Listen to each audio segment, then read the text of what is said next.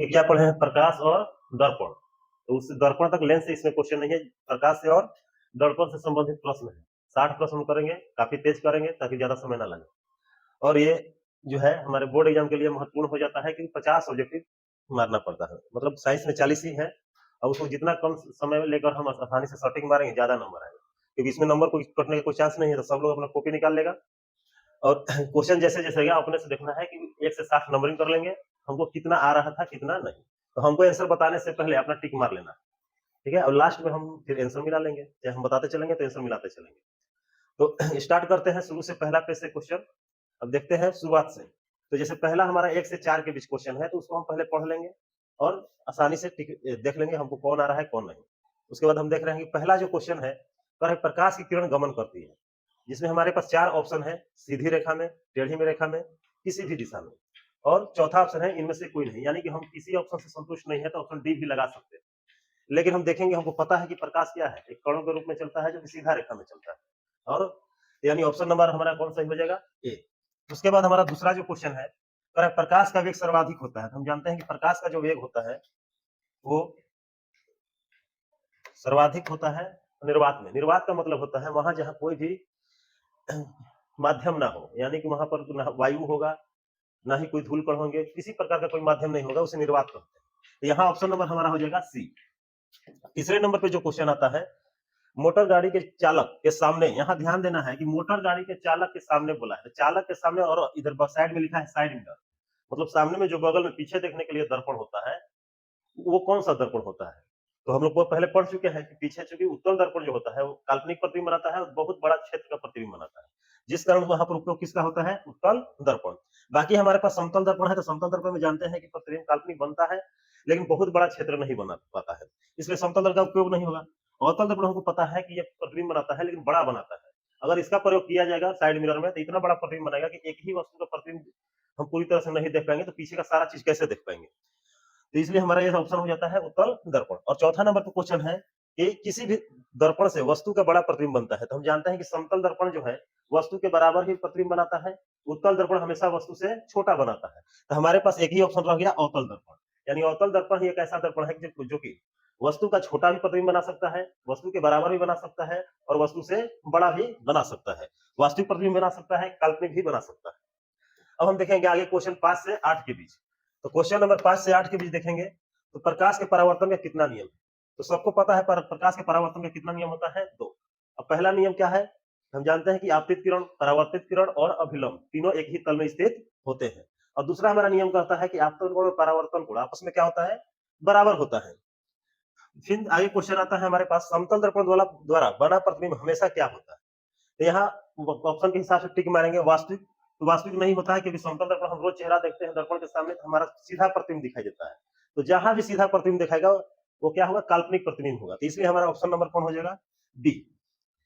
आगे है, दाढ़ी बनाने के लिए किस प्रकार का दर्पण का प्रयोग किया जाता है। अब दाढ़ी बनाने के लिए सिंपल है, जो दर्पण वास्तव में प्रयोग होता है वो जो होता है अवतल दर्पण होता है। कारण यही है कि दाढ़ी बनाने के लिए हमारा एक भी दाढ़ी छूट ना जाए, या छोटा सा छोटा बाल भी अवतल दर्पण उसको बड़ा करके दिखाता है, जिससे कि पता चलता है कि कहाँ कहाँ एक आध ठो बाल छूट गया है।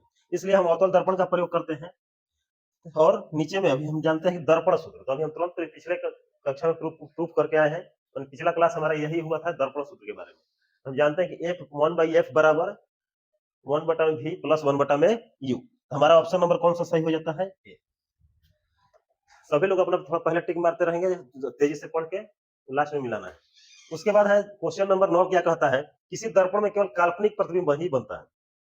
तो ऐसा कौन सा दर्पण है जिसमें केवल काल्पनिक प्रतिबिंब बनता है। तो हम बताए हैं बहुत बार कि समतल दर्पण जो है वो भी हमेशा काल्पनिक प्रतिबिंब बनाता है, और उत्तल दर्पण जो है वो भी हमेशा काल्पनिक प्रतिबिंब बनाता है। दोनों काल्पनिक प्रतिबिंब बनाते हैं और सीधा बनाते हैं। तो यहाँ पर हमारे पास ऑप्शन किया गया है समतल, तो ये सही ऑप्शन है। उत्तल इसमें भी बनता है लेकिन अवतल में नहीं बनता है, अवतल में काल्पनिक भी बनता है, वास्तविक भी बनता है।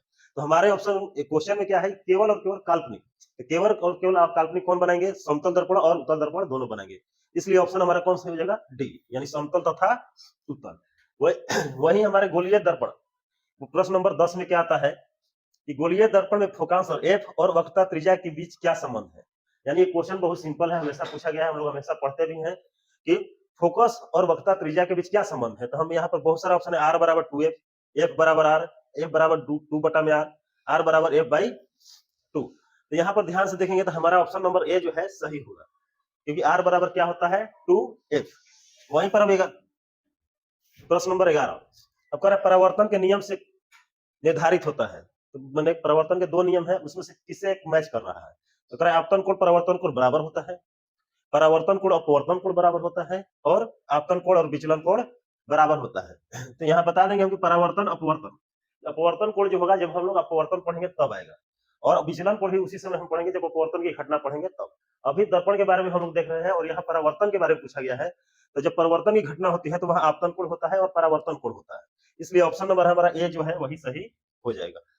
उसके बाद क्वेश्चन नंबर जो है 12 कह रहा है निर्वात में प्रकाश की चाल कितनी होती है, तो हम बचपन से जानते हैं 3 गुने 10 के पावर 8 मीटर प्रति सेकंड। उसके बाद क्वेश्चन नंबर आता है 13, परावर्तक सतह के मध्य बिंदु को दर्पण का क्या कहते हैं। तो परावर्तक सतह का मतलब कह रहा है कि परावर्तक सतह दर्पण का क्या होता है, जो चिकना भाग होता है जिससे प्रकाश पड़ता है। तो जैसे हमारे मान लेंगे दर्पण है, इस दर्पण का मध्य बिंदु के बारे में पूछा जा रहा है, तो इस दर्पण के परावर्तक सतह यह होला है, इसका मध्य बिंदु पूछा जा रहा है, यानी इधर कोई बिंदु होता है बीचों बीच, उस बिंदु को क्या कहते हैं। तो हमको पता है कि कोई भी दर्पण का ये परावर्तक का मध्य बिंदु जो होता है उसे हम कहते हैं ध्रुव, यानी इसे P से हम दिखाते हैं। क्वेश्चन नंबर 14 क्या कहता है कि अवतल दर्पण की फोकस दूरी होती है। अब ये भी हम जानते हैं कि 2 प्रकार के दर्पण होता है, एक अवतल दर्पण होता है और एक तीसरा समतल दर्पण भी होता है। तो हम इन दोनों के बारे में देखेंगे। तो हमको पता है कि अवतल दर्पण में फोकस दूरी जो होता है बाई तरफ होता है, और वही उत्तल दर्पण में जो होता है दाई तरफ। तो बाई तरफ की सभी दूरियां क्या होती है, ऋणात्मक होता है, और दाई तरफ की सभी दूरी धनात्मक होता है। तो यहाँ पर ऑप्शन है धनात्मक।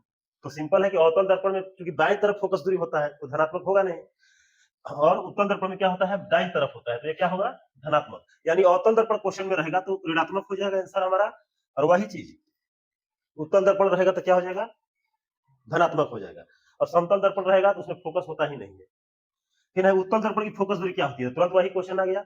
उत्तल दर्पण हमेशा याद रखेंगे, उसमें फोकस दूरी क्या होता है दाई तरफ होता है, तो दाई तरफ की दूरी को धनात्मक लेते हैं और बाई तरफ को ऋणात्मक। तो अवतल होगा तो ऋणात्मक, अवतल उत्तल होगा तो धनात्मक। तो ऑप्शन नंबर इसका भी क्या हो जाएगा ए।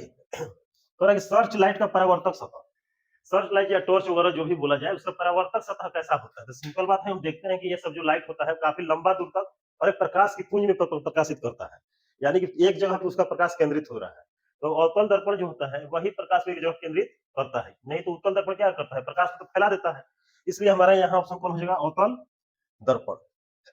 उसके बाद हमारा आता है 17 से 20, किसी वस्तु का आवर्धित यानी बड़ा काल्पनिक प्रतिबिंब। अब देखते हैं काल्पनिक प्रतिबिंब। अब चूंकि तीनों प्रकार के दर्पण है, तीनों काल्पनिक प्रतिबिंब बनाते हैं। समतल दर्पण भी काल्पनिक प्रतिबिंब बनाता है, लेकिन वो जो प्रतिबिंब बनाता है वस्तु का प्रतिबिंब और वस्तु का आकार और प्रतिबिंब का आकार दोनों आपस में क्या होता है बराबर होता है। उत्तल दर्पण में जो होता है वस्तु का जो प्रतिबिंब बनता है वो वस्तु से हमेशा छोटा होता है। एक बचा हमारा तीसरा ऑप्शन अवतल दर्पण। इसी में ऐसा होता है कि वस्तु का प्रतिबिंब जो होता है वस्तु के आकार से बड़ा होता है। तो अवतल दर्पण में ही क्या होगा प्रतिबिंब जो होगा वो आकार में क्या होगा बड़ा होगा और काल्पनिक होगा। कौन सा होगा हमारा आंसर हो जाएगा ऑप्शन नंबर ए। और कब बड़ा बनेगा अवतल दर्पण में, तो याद रखेंगे ध्रुव और फोकस के बीच जो वस्तु रखेंगे तो काल्पनिक बनेगा और बड़ा बनेगा। उसके अलावा याद रखेंगे समतल दर्पण में वस्तु के बराबर ही बनेगा, उत्तल में हमेशा छोटा बनेगा। तो बड़ा किसमें आएगा, जब भी बड़ा वाला क्वेश्चन आएगा हमेशा ध्यान आंख मुंह के मारेंगे कौन अवतल दर्पण। अब आ जाता है गोलीय दर्पण की वक्रता त्रिज्या है कितना 40 सेंटीमीटर और फोकस दूरी क्या होगी। तो हमें पता है कि वक्रता त्रिज्या का फोकस दूरी कितना होता है आधा होता है। तो सिंपल है 40 सेंटीमीटर दूरी है वक्रता त्रिज्या, तो उसका आधा कितना हो गया 20। हमारा आंसर होगा 20 सेंटीमीटर। आपको दर्पण में सभी दूरियां कहां से मापी जाती है, तो सिंपल है दर्पण से ही मापी जाती है, यानी तो दर्पण के ध्रुव से कह सकते हैं। तो यहाँ ऑप्शन नंबर कौन सा हो जाएगा हमारा ए ध्रुव से। आगे है निर्शांत चिन्ह परिपाटी में मूल बिंदु माना जाता है। तो मूल बिंदु किसको माना जाता है, जो बीच में मध्य बिंदु होता है दर्पण के वही का, और दर्पण के मध्य बिंदु को कहते हैं हम ध्रुव। तो ध्रुव को ही माना जाता है मूल बिंदु। आगे 21 नंबर पर देखते हैं कि सौर भट्ठी में किस दर्पण का प्रयोग किया जाता है। वास्तव में सौर भट्टी में होता क्या है कि प्रकाश सूर्य का जो भी प्रकाश आता है उसको एक जगह पर केंद्रित किया जाता है, यानी उसके पे पड़ने के बाद उसके सारे प्रकाश को एक जगह केंद्रित किया जाता है, जिससे काफी ज्यादा मात्रा में उसका उत्पन्न होता है। और हम जानते हैं कि जब भी प्रकाश को एक जगह केंद्रित करना है तो वहां पे अवतल दर्पण का ही प्रयोग किया जाता है। इस कारण यहाँ ऑप्शन नंबर हमारा कौन हो जाएगा बी, उत्तल नहीं प्रयोग कर सकते हैं, क्योंकि उत्तल पे आएगा तो प्रकाश केंद्रित होगा नहीं, प्रकाश चारों तरफ फैल जाएगा, तो कोई भी ज्यादा उसमें उत्पन्न होने वाला नहीं है। और समतल का तो ऐसे भी नहीं होगा। हमारे पास क्या है, केवल और केवल अवतल दर्पण। पर काल्पनिक प्रतिबिंब कैसा होता है, सीधा, उल्टा, तिरछा या औंधा? तो सिंपल हम जानते हैं काल्पनिक प्रतिबिंब हमेशा क्या होता है, सीधा बनता है, और वास्तविक प्रतिबिंब हमेशा उल्टा बनता है।